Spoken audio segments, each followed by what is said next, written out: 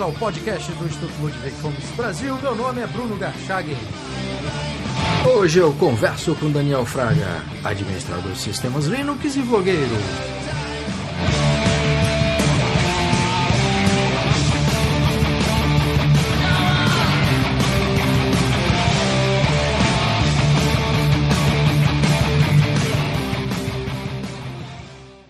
Seja muito bem-vindo, Daniel. Obrigado, Bruno. É bom estar aqui de novo. Daniel, você foi processado pelo juiz Luiz Guilherme Cursinho de Moura Santos, da 2ª Vara da Fazenda Pública de São José dos Campos, por ter revelado no seu canal do YouTube quanto ele ganha. Nessa ação, o juiz que o acusou de ser uma ameaça à segurança nacional também pedia sua condenação por dano moral, a retirada de um vídeo em que você criticava um candidato a prefeito de São José dos Campos, e nessa crítica você o citava, parece que ele era juiz eleitoral também, né? E na ação ele também pedia que você fosse proibido de fazer comentários na internet sobre o caso e sobre ele, o juiz. Você poderia explicar essa história para os ouvintes do podcast que eventualmente não acompanharam o caso por seu vlog? Sim, Bruno. Tudo começou nesse vídeo, né, chamado Alexandre Blanco para ditador, que como você falou, né, um candidato na eleição de 2012 à prefeitura, né, de São José dos Campos, que não gostou de uma montagem no Facebook. E aí acionou a Justiça Eleitoral, que, por sua vez, né, caiu nas mãos do juiz Luiz Guilherme Cursinho de Moura Santos, que atuava como juiz eleitoral, apesar dele ser juiz da 2ª Vara da Fazenda Pública, né? Ok. Aí o juiz decidiu, daquela forma que eu mostrei no vídeo, né, mandando tirar o conteúdo, o que já é um absurdo, porque a Justiça Eleitoral é a mais autoritária que existe, né, e a gente tem que estar preparado para 2014, porque vai vir mais censura por aí. E aí eu fiquei surpreso quando ele decidiu que era para o Facebook não só reter o conteúdo, né, mas para fornecer o IP de todas as pessoas que compartilharam aquele conteúdo. Aí eu pensei, bom, então ele não entende como é que funciona a internet, porque quando você compartilha um conteúdo no Facebook, você não está necessariamente armazenando no seu computador, né? Eu até fiz uma ressalva, você pode até estar no cache do seu browser, mas isso é uma tecnicalidade irrelevante, né? O serviço do Facebook, ele está na nuvem, né, praticamente, é um servidor, então está tudo no servidor essa informação. Então não adianta você procurar o IP de todo mundo que compartilhou. Né? Então eu falei, esse juiz é um completo ignorante. Né? Aí eu fiz minhas críticas, né? Também usei o termo parasita do Estado, né? E teve um outro vídeo que ele ficou incomodado, que a justiça não manda na internet, onde eu já estava de saco cheio das arbitrariedades da justiça eleitoral, e que eles chegaram ao absurdo de mandar prender o diretor do Google, o presidente do Google, né? Quer dizer, uma mentalidade assim, anticapitalista, né? Totalmente. E aí, lá eu chamei os juízes de babás, né? Ele se incomodou com esse termo, babá e parasita, né? Então, eu devo ter tocado numa ferida, em algum lugar que ele reconheceu como verdade. E aí, bom, um ano depois ele me processou. Quer dizer, já começou atrasado, né? Como sempre, o Estado está sempre atrasado, até para processar, né? E aí, eu vi aquilo, eu falei, bom, fiz um vídeo, né? Compareci à audiência de conciliação. Ele estava muito sossegado lá, né, com a advogada dele, e depois eu falei, bom, eu não posso ficar quieto, né, eu tenho que fazer alguma coisa. Comecei a pegar dados, né, divulguei os dados públicos da advogada, pesquisei no Tribunal de Justiça a remuneração dele, né, que chegou a R$76 mil em julho de 2013, quer dizer, foi recente. Que é um dado público, né, você pegou no site do um dado público. Aí, ou seja, no dia seguinte, né, foi decretado o segredo de justiça. É estranho, né? Quer dizer, após a revelação de um dado público que incomoda, que estava muito bem escondido lá no Tribunal de Justiça, porque se você for procurar aí, você vai baixar um PDF. E alguns meses eles fornecem através de uma imagem dentro do PDF, ou seja, você não pode fazer a busca. Você não consegue usar lá o Ctrl F e digitar o nome. Então você tem que procurar por mais de 200 páginas, né? Para dificultar mais ainda, o que eles fizeram? Eles tiraram a coluna que é o número da matrícula, que está ordenado por matrícula. Tiraram. Então, você fica com um monte de nomes aleatórios, fora de ordem alfabética, que você não acha. Mas eu achei desde outubro até julho. E aí ele ficou incomodado. Né? O juiz Pagan, que que é o que ia julgar, decretou o segredo de justiça, concedeu a tutela antecipada. Eu já tive acesso, né, através de uma fonte anônima, ao conteúdo desse documento, e eu teria que me abster de me manifestar sobre esse processo, não falar nada, nem mesmo através de terceiros. Eu teria que ficar calado, o Google teria que tirar os vídeos do ar, e o Google ainda teria que suspender a minha conta. Quer dizer, eu ia ficar sem poder postar vídeos, né? Então isso aí é absolutamente ditatorial. Aí o que eu fiz? Eu revelei esse conteúdo, né? Que tinha sido vazado, né? Por uma fonte anônima. E aí passou o fim de semana, na segunda-feira desistiu do processo, né? Porque ficou com medo, né? E aí, enfim. Essa era a segunda pergunta que eu ia fazer, né? Quer dizer, essa semana o juiz, no início da semana, no início ou no final de semana passada, que ele desistiu do processo? Isso, foi na segunda-feira, né? Ele pediu para desistir do processo, porque certamente não aguentou a pressão. Agora, o mais absurdo para qualquer pessoa que lê a sentença, ela está disponível publicamente, né? Já que agora não tem mais segredo de justiça, é que na sentença aí a juíza substituta, né, que não foi mais o outro juiz, mas a juíza substituta praticamente atuou como advogada desse juiz, que é o autor. Porque praticamente foram 8 folhas para uma extinção de um processo em juizado especial civil. Eu nunca vi isso. Né? E a pedido do autor, né?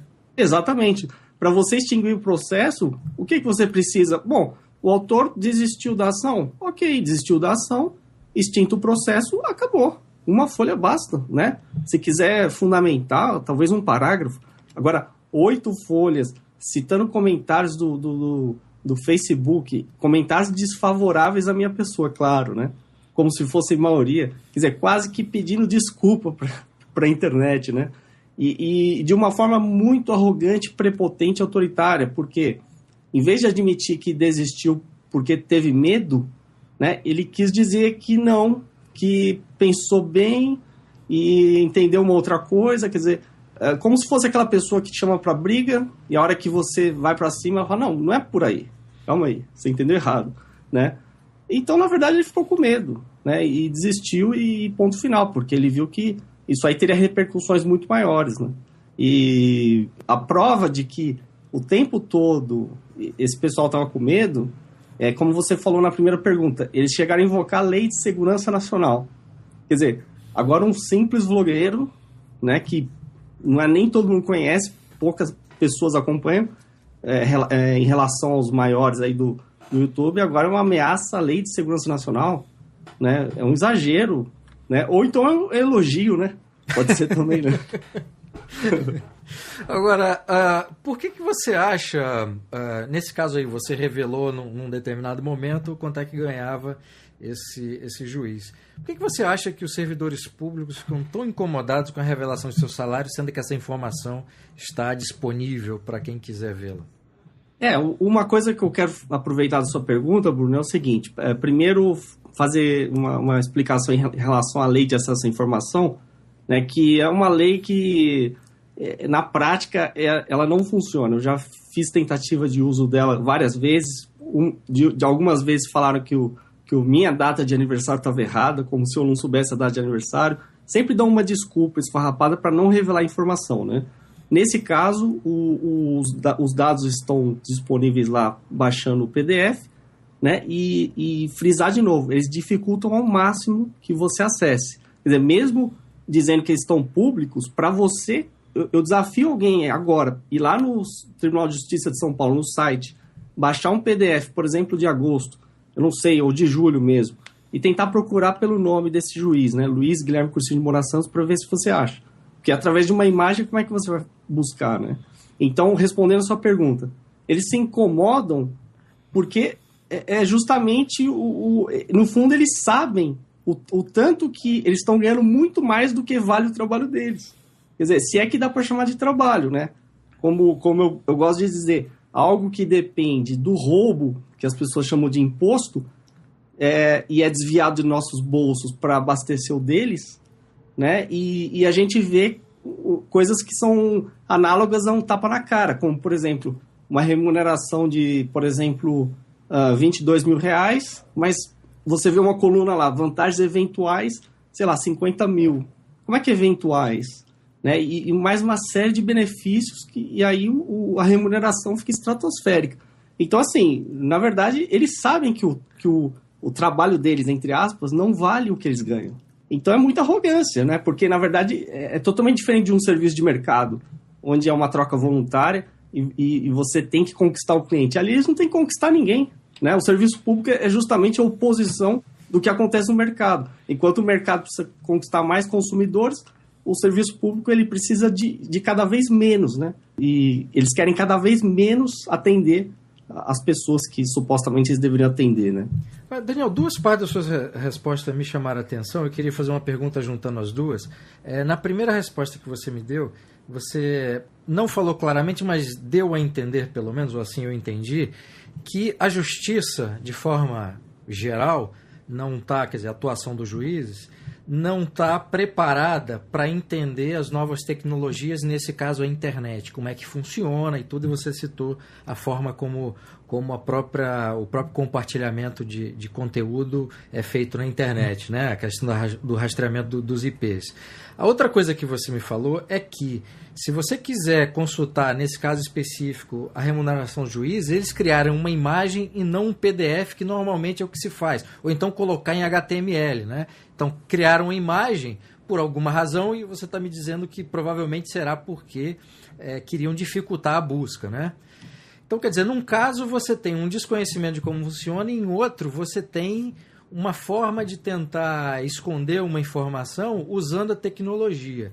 A minha pergunta é, o que você acha, baseado no seu, enfim, na sua própria experiência pessoal recente, e no que você, na sua experiência pessoal recente no processo, na sua atuação na internet, e o que você certamente já leu aí a respeito da justiça, o que você acha dessa relação entre a lei, os operadores do direito, no caso juízes, promotores e advogados, e a internet? Você acha que há um abismo muito grande entre os dois, ou você acha que, quando interessa, a justiça consegue utilizar as novas tecnologias a seu favor? Existe esse abismo, sim. O Estado está completamente atrasado em relação à tecnologia, né? São coisas assim... o Estado é praticamente uma bolha, né, separada. Eles vivem praticamente em outro universo, né? Então, por exemplo, eu vou dar um exemplo prático. Quando o juiz, por exemplo, isso vai acontecer ano que vem, né? Como eu falei, todo ano eleitoral acontece. Quando ele manda retirar um determinado conteúdo, seja do Facebook, seja um vídeo do YouTube, seja o que for, né? Será que ele para refletir o quão estúpida é aquela decisão, né? Já que aquele conteúdo já foi replicado, e quando ele decide aquilo, pior ainda, né? Porque vai ter um efeito das pessoas copiarem algo que está prestes a sumir daquele site, né? Então, por exemplo, muitas vezes eles se referem à internet, ou eles confundem a internet como se a internet fosse o Google. Ou seja, eu vou mandar o Google tirar e pronto.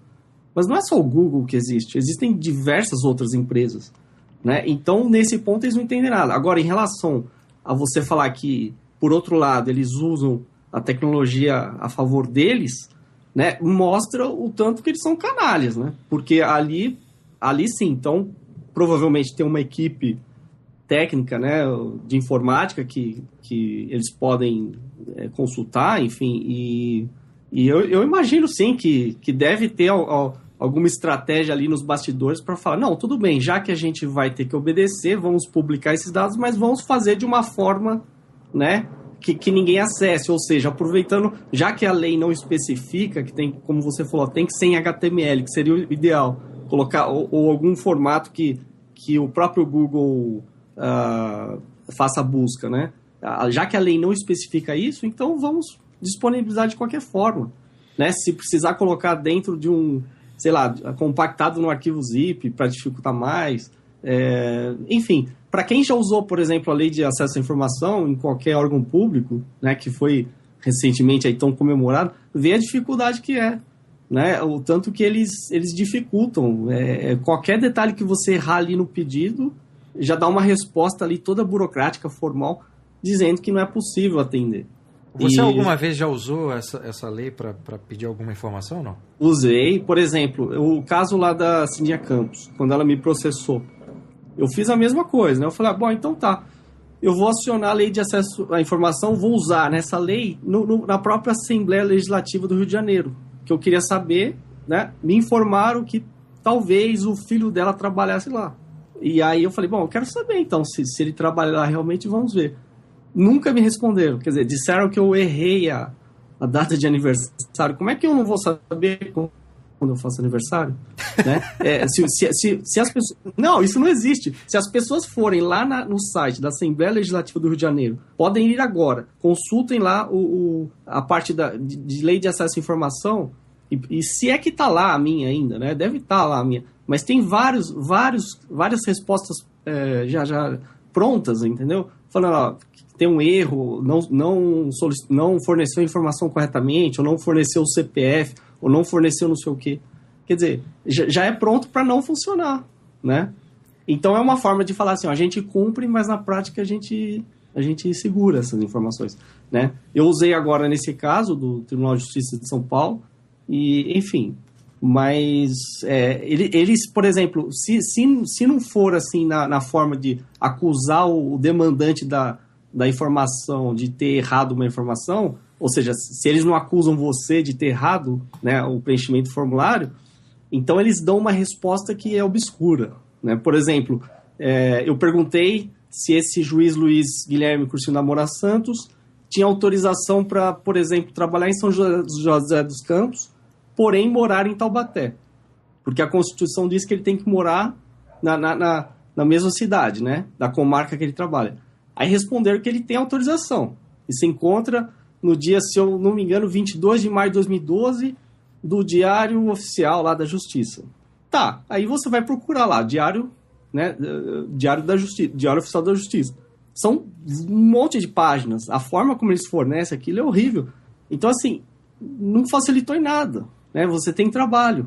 Por que não tem um link direto? Por que eles não fornecem um link já com a informação que você pediu, né? Então não adianta, essa é a ilusão inclusive do legislador, né? Ele cria a lei lá com as boas intenções dele e acha que vai ser cumprida na prática. Na prática, você desvirtua completamente pro interesse de quem tem que executar aquilo, né? Nunca vai dar.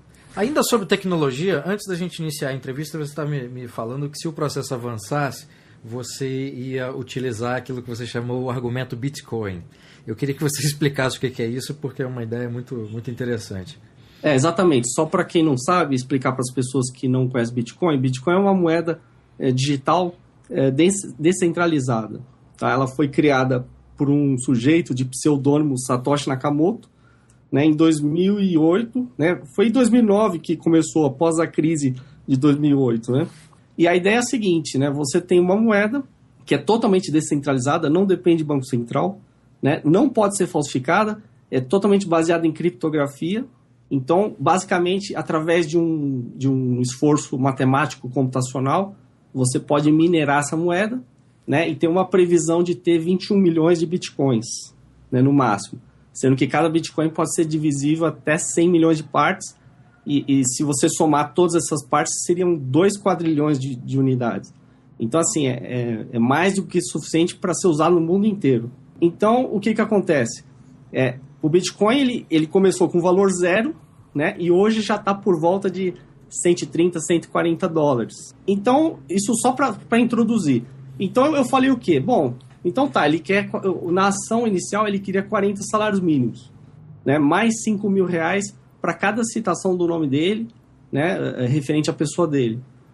Então, tá, eu falei, bom, como provavelmente eu vou ser condenado, né? O que tudo indica, então eu não vou ficar esperando essa condenação para depois ver o que eu vou fazer. Eu já transfiro minha renda para Bitcoin e aí não tem como eles penhorarem nada, né? Porque para quem conhece o Bacen Jude, simplesmente o juiz emite uma ordem e o banco bloqueia o seu dinheiro. Ou seja, é assim que eles fazem cumprir, né? É dessa forma coercitiva. Aí com o Bitcoin, como que eles vão fazer? Né? Vai ser uma decisão onde o autor ganhou, mas não levou, né? E como eu não tenho bens para penhora, né? No caso não tenho carro, não tenho outros bens que se encaixem, né, na penhora, então não ia ter eficácia nenhuma. Então essa que é a minha verdadeira defesa, né? E então eles fazem verdadeiros absurdos em relação à penhora. E essa é uma forma que eu ando divulgando muito, né? Porque você tem que ter o controle sobre a sua renda, não é o Estado que tem que controlar, né? Até porque a própria moeda estatal é um monopólio, né? Ele decide que vai ser o real, né? Ele valoriza conforme ele quer, né? E você fica à mercê, quer dizer, uma moeda corroída pela inflação, então é muito melhor você deixar em Bitcoin. Tanto é que hoje o real tá sendo desvalorizado, né? Digamos, tá perdendo aí da 2,30, né? O dólar, e o Bitcoin é o contrário, né? Um Bitcoin vale $145. Quer dizer, é uma moeda muito mais forte que o próprio dólar, né? Então, assim, vai ser o futuro. Quando as pessoas começarem a aceitar Bitcoin, vai ser o futuro. Então, essa é uma forma de você fugir das garras do Estado também, né? Até eles arrumaram uma forma de pegar os Bitcoins também, né? Pois é, mas aí que tá, não tem jeito. Por exemplo, a Alemanha reconheceu o Bitcoin como um dinheiro privado, né? Ela falou que tem que pagar imposto sobre isso, né? Mas eles vão recorrer a quem? Por exemplo, você quer pegar os Bitcoins, os meus. Você vai onde? Você vai acionar o quê? Ele não está num banco, entendeu? Ele não fica... É uma moeda totalmente descentralizada.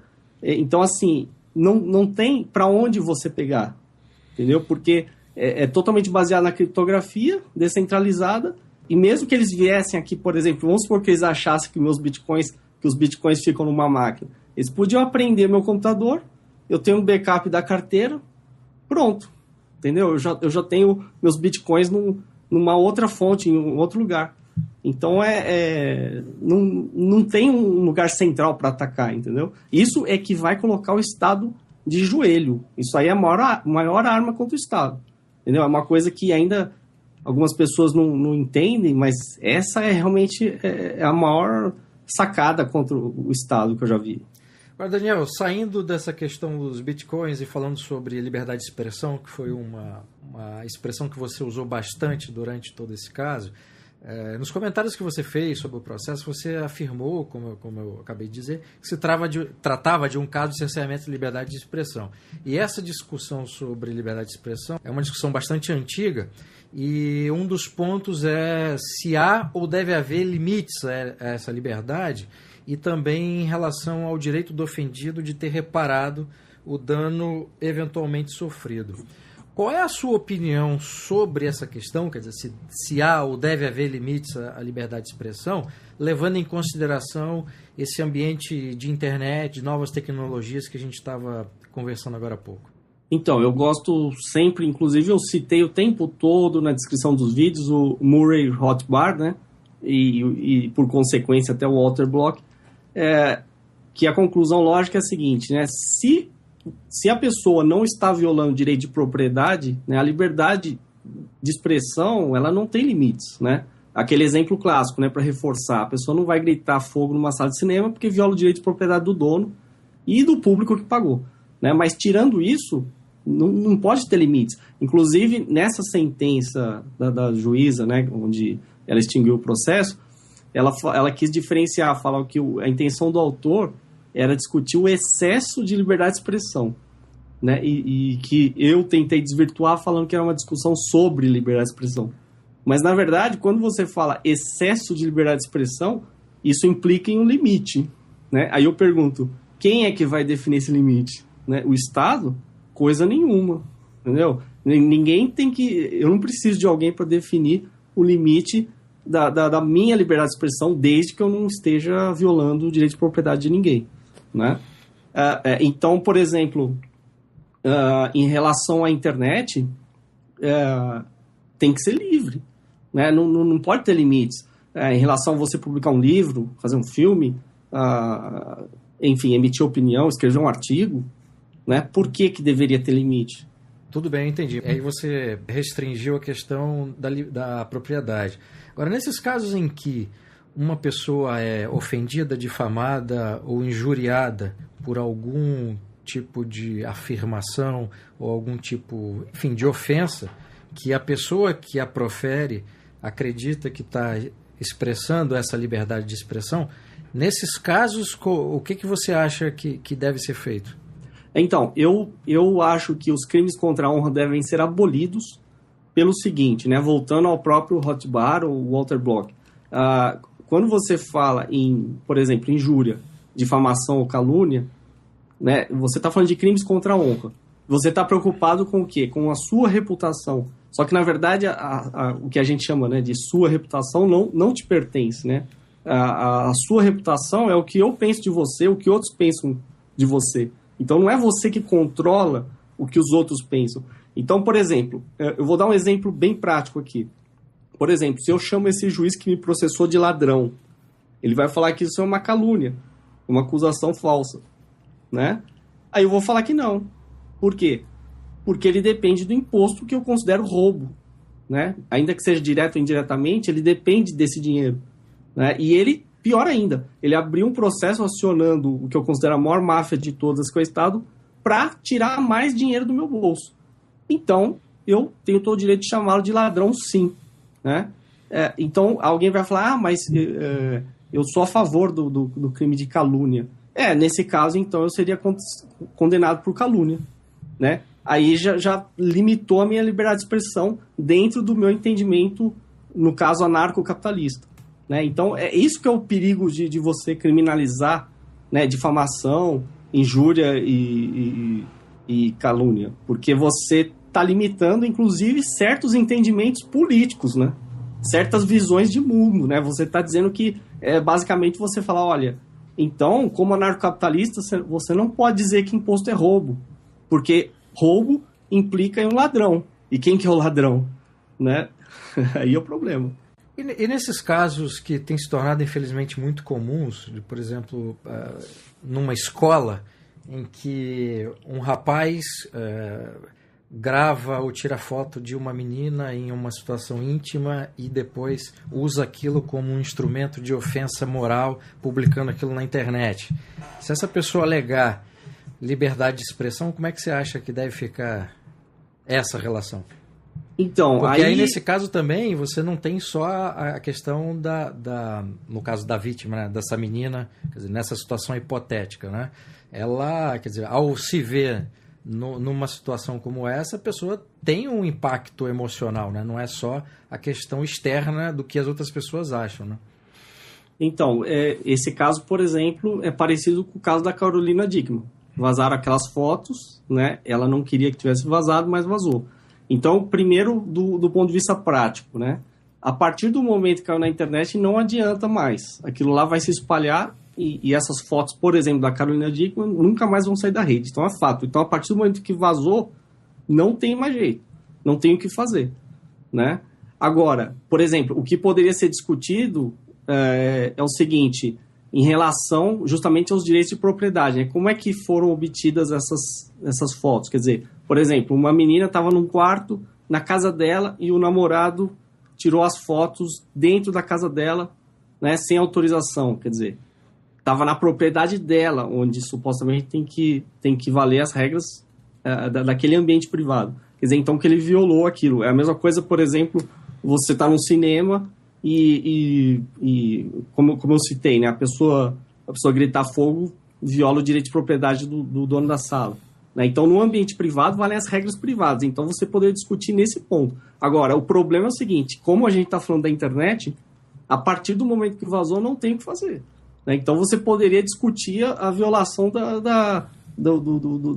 da propriedade em si. Entendi. Agora, pegando até esse gancho... Mas só acrescentando, Bruno, para ficar claro, eu acho que essas ações que pedem a retirada do conteúdo, elas acabam sendo inúteis, né? Por pior que seja o que vazou, não tem como retirar. Então, assim, é um novo paradigma, uma nova situação que é inútil, né? E sob essa concepção anarcocapitalista, Daniel, como é que você avaliaria o problema da liberdade de expressão e da violação do direito de propriedade, tanto no ambiente público quanto no privado? Vamos pegar um exemplo prático. Vamos pegar a Daniela Ciccarelli. Estava transando no marco com o namorado, né, no ambiente público. E fizeram aquelas imagens e o namorado lá, no caso, não foi nem ela, processou, queria chegar a cogitar ou fechar o YouTube, né? Bom, e aí eu sou contra. Por quê? Porque você, ao mesmo tempo que você está fechando o YouTube e você está tirando, digamos, uma imagem que foi feita ali, só que aí, no caso, no mar, né, no ambiente, entre aspas, público, quer dizer, você está tirando o direito de várias outras pessoas, né? Porque se ela queria o máximo de privacidade, quer dizer, por que ela foi transar no mar, né? Esse é o problema, né? E aí você pode falar, não, mas ela poderia pedir uma indenização, né? Mas e aí que tá. Por exemplo, se ela aceitou correr o risco de fazer isso em local público, qual a culpa de alguém que filmou, por exemplo, mesmo às vezes não intencionalmente, né? No caso foi intencional, mas e tivesse aparecido na rede, né? É um problema. É a mesma coisa quando um policial não quer ser filmado, por exemplo, né? A gente sabe de casos nos Estados Unidos que eles arrancam a câmera da pessoa. Exato. Né? Então é complicado. Agora, por exemplo, por isso que eu falei que é tão importante concentrar no direito de propriedade, né? Então, já se você estiver no ambiente privado, aí eu defendo que as regras sejam privadas, né? Por exemplo, se você entra, sei lá, você vai numa boate, vai num cinema, vai em um teatro, né? Por exemplo, o artista não quer filmadoras aqui, não quer nada. Regras privadas, você aceitou aquele contrato, você comprou o ingresso e aceitou, e você não pode filmar nada. Aí você está aceitando, né? Mas no ambiente público, não. Entendeu? Aí eu já não aceitaria. Se bem que, como anarcocapitalista, na minha opinião, o mundial seria inteiramente privado. E aí você teria regras privadas. E aí você frequentaria ambientes com as regras que você concordaria. Seria muito melhor você ter regras privadas para cada ambiente privado do que ter um Estado aplicando uma regra única para todos os ambientes, né? Uma única solução, né? Que isso eu acho que é ruim. Né? Eu acho que cada ambiente pode ter as suas regras, da forma que a pessoa voluntariamente aceite entrar naquele ambiente ou não. E nessa hipótese que você está considerando de uma sociedade de leis privadas, a regulação seria ainda mais intensa, né? No caso da relação do indivíduo com as leis, né? Porque se você tem, por exemplo, leis privadas em cada bairro, na situação que nós temos hoje, quer dizer, como o Estado é ineficiente, a gente tem muita lei que pega, ou lei que não pega, como a gente tem essa tradição aqui no Brasil, você ainda consegue se movimentar nessas ineficiências do sistema, né? No caso de uma sociedade de leis privadas, ou você segue a lei ou você está fora, não é isso? Você vai concordar, você não é obrigado a entrar em ambiente nenhum. Não, claro, obviamente, uma vez concordando com aquilo... Exatamente, se você quer entrar, por exemplo, na minha casa, né, eu estabeleço as regras, você aceitou, você quer ir num shopping, no supermercado. Porém, com o tempo, né, é claro que vai prevalecer aquelas regras que são mais sensatas ou mais aceitas, né, pelas pessoas. Principalmente estabelecimentos comerciais, senão eles vão perder consumidores, né? Ninguém quer criar regras, digamos assim, violentas para afastar consumidor, né? Então, por exemplo, a pergunta que eu faço, existe uma demanda real das pessoas por privacidade? Existe essa demanda? Se existe, então o mercado vai achar um jeito de atender, né? Até porque a gente pode lembrar, por exemplo, da profissão de paparazzi. Né? Por exemplo, ele vai lá, pega um flagra lá na praia, pega um flagra não sei onde e coloca numa revista e vende. Ele não tá, digamos assim, desde que ele não viole o direito de propriedade, ou seja, ele não pode invadir, por exemplo, a casa da pessoa, entrar no quarto dela e pegar a pessoa lá transando. Isso aí ele violaria o direito de propriedade, mas assim, se ele, no caso atual, né, se ele está no ambiente público e tirou foto e a pessoa está na praia, bom, ele está exercendo a profissão dele, né? Senão, do contrário, a gente iria acabar com essa profissão de paparazzi. Eu acho que não faz sentido, até porque tem demanda por esse tipo de trabalho, né? Tanto é que só existe paparazzi porque as pessoas compram a revista com as fotos. Agora, né? Nessa sociedade de leis privadas, se privatizasse tudo, essa profissão acabaria, né? As celebridades iam acabar. Obviamente, as celebridades que não quisessem aparecer, né? Pois é, ou não, né? Porque, assim, não é que as pessoas vão ficar impedidas de circular. A gente vai ter um arranjo, né, complexo que vai chegar em algum ponto. Eu não posso ter a pretensão de, sempre que alguém me pergunta como é que seria essa sociedade, eu não vou te dar um esquema pronto, né, igual o Estado faz hoje, faz uma constituição, explica detalhe por detalhe. Vai ser um arranjo que em cada local vai se formar de uma forma, né, de acordo com a demanda ali do mercado local. Então, cabe a cada um fazer suas escolhas, né? E cabe a cada estabelecimento atender a demanda local, né? É muito melhor. É igual, por exemplo, a gente comparar. Hoje a gente tem, por exemplo, um código penal para o Brasil inteiro. Mas por quê? Né? E as diferenças regionais, né? Por que você não poderia ter que seja no estado atual, né? Códigos penais regionais, né?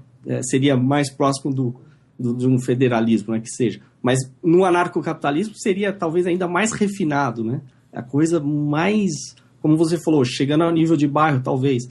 Ou não, poderia ser uma cidade privada, depende. O que vai funcionar na prática? O mercado descobre isso muito mais rápido, né, que o Estado. Bom, você citou a Constituição Federal, aí me abre o gancho com outra pergunta. Quer dizer, você é um grande crítico do Estado e dos instrumentos de atuação desse mesmo Estado, incluindo as leis, que a gente está citando agora. Dentro dessa concepção, como é que você vê a própria proteção da liberdade de expressão que está garantida hoje pela Constituição Federal Brasileira? Então, a Constituição diz que é livre, né, a manifestação do pensamento, vedado o anonimato. Aí eu já acho que ela começa errando, entendeu? Porque, inclusive, o anonimato não deveria ser vedado coisa nenhuma. Por quê? Por exemplo, por exemplo, um canal famoso do YouTube, o Otário Anonymous, ele é anônimo, né? Então, segundo a Constituição ali, ele seria ilegal. Quer dizer, por quê? Tanta gente está gostando, assistindo os canais dele, por quê? É igual essa arbitrariedade que acabaram de impor, né? Salvo engano, no Rio e eu não sei se no Recife, que as pessoas não podem sair das ruas para manifestar de forma mascarada. Elas não podem ficar com o rosto coberto. Por que não? Né? Para facilitar o trabalho do Estado? Quer dizer, ele não está agredindo ninguém, né? É óbvio, não vamos confundir o sujeito que sai mascarado do sujeito que sai mascarado e arrebenta uma vitrine, quer dizer, violando o direito de propriedade. Mas se eu sair mascarado na rua, manifestando, o que seja, e não agrido ninguém, não pratico agressão, né, contra pessoas pacíficas, qual o problema? Né? Eu não estou cometendo nada que viole, né, no caso, o princípio da não agressão. Então, eu sou contra assim, o aspecto constitucional por causa disso.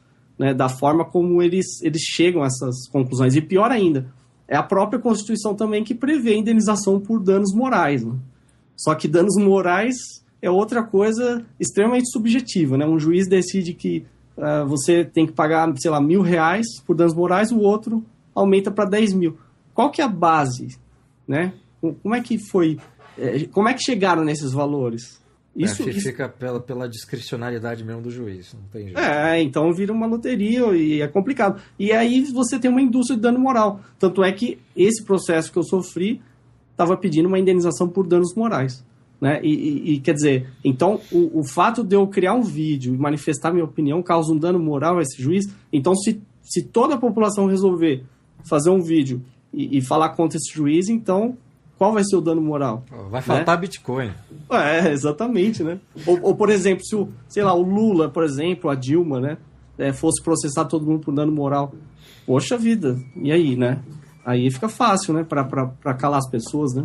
Esse exemplo das máscaras, dessa proibição ou tentativa de proibição, não sei se chegou a ser aprovado no Rio, ou se ainda está em discussão, é interessante porque você tenta resolver o problema no final da linha de montagem e não a origem do problema, né? Então, é igual a história do... Eu acho que chegou a ser aprovada, não sei se no estado de São Paulo ou na cidade de São Paulo, uma lei que proibia motoqueiro de ficar com o capacete dentro de posto de gasolina. Por conta dos assaltos. Exatamente, eles confundem causa com sintoma, né? Quer dizer, então... não vamos continuar resolvendo o problema do assalto, né? Vamos proibir. É por isso que eu falo, eles próprios, quando eles legislam, eles admitem a incompetência do Estado para resolver as questões, e aí, a partir da incompetência, eles tentam outras atitudes como paliativo que não vão resolver nada, né? Aquele projeto do Giorgiato, né? Aqui em São Paulo também, para proibir garupa de moto, quer dizer, qual a lógica? Para evitar assalto, porque está sempre em dupla. Quer dizer, você fica igual uma barata tonta tentando identificar os sintomas e você nunca ataca a causa. E a causa é justamente o Estado, né? Então, enfim... Tem uma coisa perversa nesse tipo de lei, é que se você considerar que a maior parte da população não é bandida e que é afetada por essa mesma lei que serve para o bandido, você tem um problema de consequência intencional ou não intencional muito grande. E o que é mais grave é o seguinte, você tem a lei, tudo bem, querendo coibir determinado comportamento e que acaba atrapalhando a sociedade inteira. Só que o ladrão não respeita a lei, né? Exatamente. Não, e outra coisa, o Bruno, é muito importante a gente frisar a importância da liberdade individual, né? Porque toda vez que eles legislam, eles não estão pensando na liberdade individual. Para eles pouco importa, porque eles são coletivistas, né?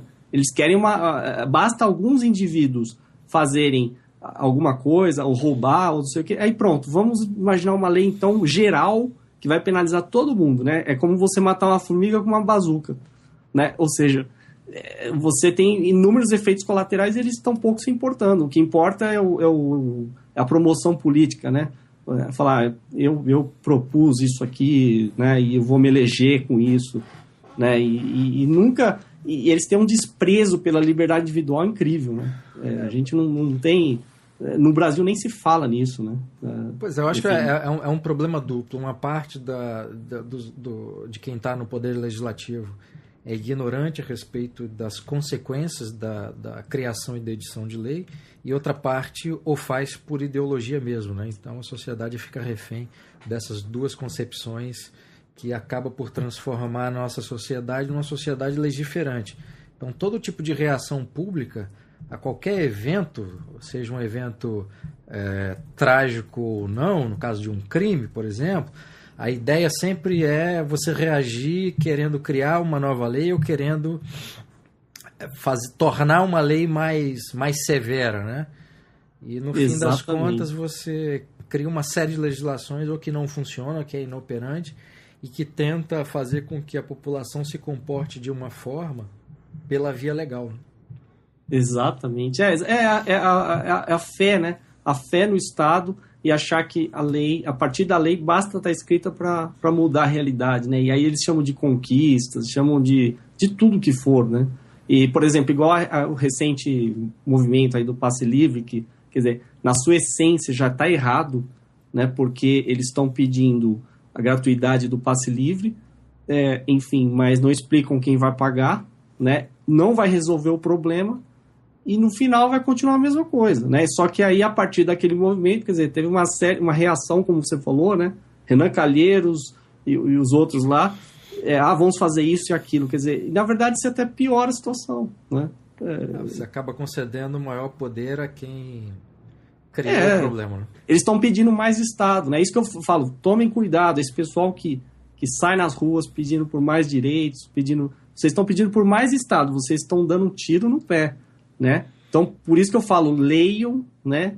Até o próprio Mises tem farto conteúdo aí, está disponível, livro, artigo, tudo na internet, né? Tem vídeo, é só absorver, só não entende quem não quer, né? Quem tiver um preconceito, mas vá atrás da informação, veja e tenta entender, né? Tem uma abertura, né? Porque eu sinto que as pessoas elas têm uma reação, né? Não, isso não pode, porque é o neoliberal, né? É o xingamento deles, né? Mas, pô, raciocina, né? Raciocina, tenta entender. Daniel, muitíssimo obrigado pela entrevista. Eu que agradeço, Bruno. Obrigado.